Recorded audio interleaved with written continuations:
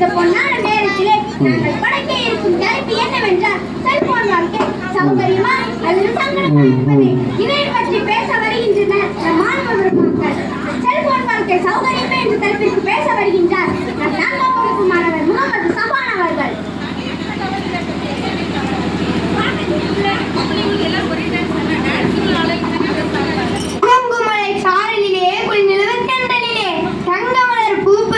தமிழ் தாய்க்கு சூட்டிவிட்டு சங்க தமிழ் தந்த தமிழ் அன்னையை வணங்கி தாய்மொழியாம் தமிழையே இப்பட்டி மண்டபத்தில் பேச வந்துள்ளேன். மதிப்பிற்குரிய நடுவர் அவர்களே, நான் எடுத்துக்கொண்ட தலைப்பு என்னவென்றால் செல்போன் வாழ்க்கை நமக்கு மிகவும் சௌகரியம் என்பதாகும். உள்ளங்கையில் உலகத்தை காண்பித்து உலகமே போற்றும் படிவுருவமாய் இருப்பது நம் கைபேசி அல்லவா? தொலை தூரத்தில் பிறந்திருக்கும் உலகளை கூட சேர்த்திருப்பது நம் கைபேசி.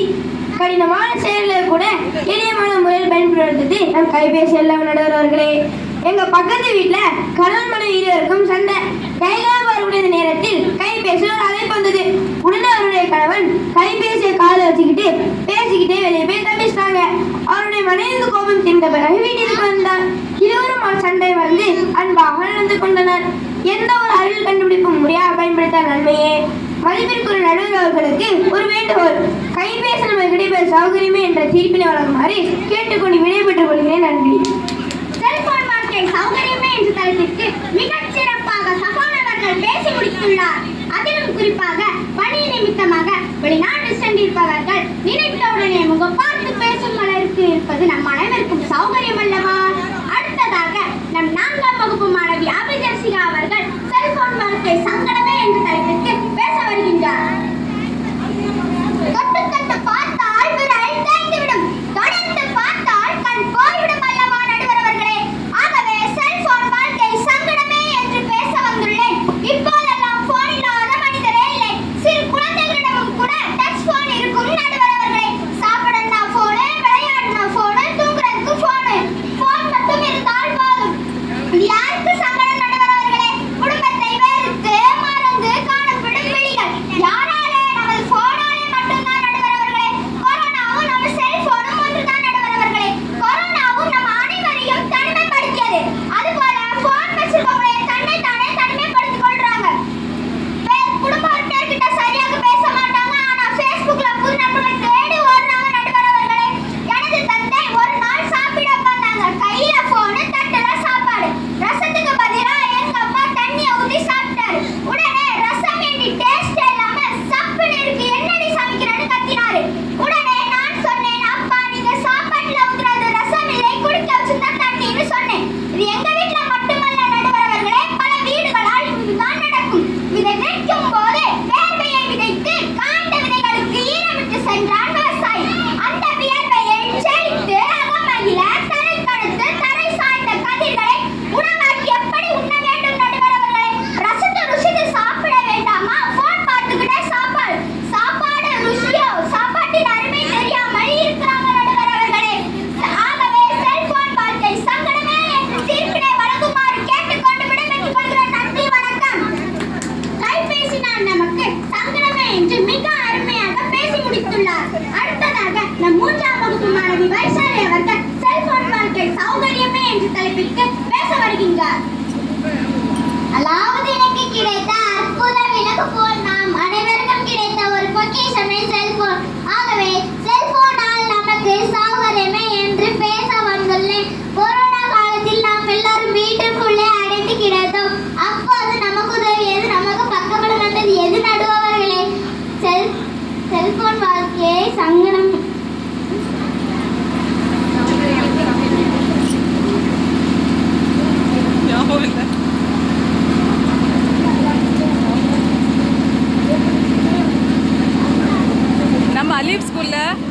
நம்ம அலிப் ஸ்கூல் குரூப் ஆரம்பிச்ச தகவல்களை தெரிவித்தாங்க. மழை பெஞ்சாலும் உண்டா இல்லையான கைபேசியை பார்த்தாலே போதும். ஸ்கூல் என்னைக்கு ரீஓபன் கூட தெரிஞ்சுக்கலாம். இதோட நிற்கவில்லை நடுவர்களே. டிவி தேவையில்லை, நியூஸ் பேப்பர் தேவையில்லை, ஏன் ரேடியோ கூட தேவையில்லை. நாம் டச் போன் மட்டும் இருந்தால் போதும். கூட நெட்டும் நாளும் நன்மை வளர்ச்சி பாதையில் ஒன்று அழைத்து செல்வது நம் கைபேசி. ஆகவே செல்போனால் நமக்கு சௌகரியமே என்று தீர்ப்பினை வழங்குமாறு கேட்டுக்கொண்டு விடைபெற்றுக் கொள்கிறேன். நன்றி, வணக்கம். அதாவது எனக்கு கிடைத்த அற்புத விளக்கு போல் நம் அனைவருக்கும் கிடைத்த அற்புத விளக்கு செல்போன் ஆகும். அடுத்ததாக நம் 3ஆம் வகுப்பு மாணவி சிவன்யா அவர்கள் செல்போன் வாழ்க்கை சங்கடமே என்ற தலைப்பிற்கு பேச வருகின்றார்.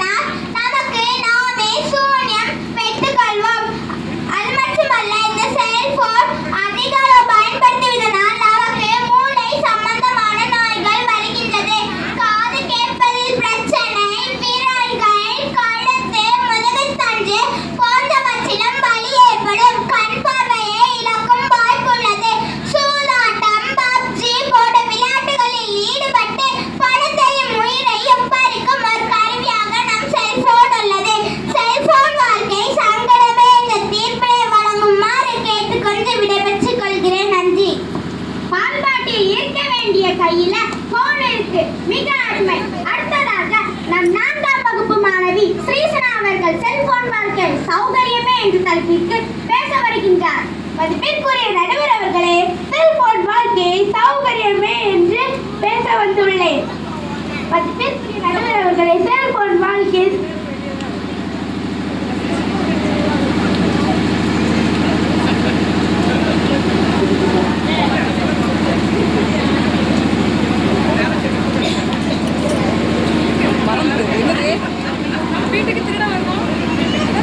செல்போன் வாழ்க்கை சௌகரியமானதாகும். ஏனென்றால் செல்போனை கையில வச்சுக்கிட்டே மேப் லொகேஷன் பார்த்து எந்த இடத்திற்கு வேணும்னாலும் போகலாம். நம்ம வீட்டுல தனியா இருப்போம், நம்ம கையில போன் இருக்கு.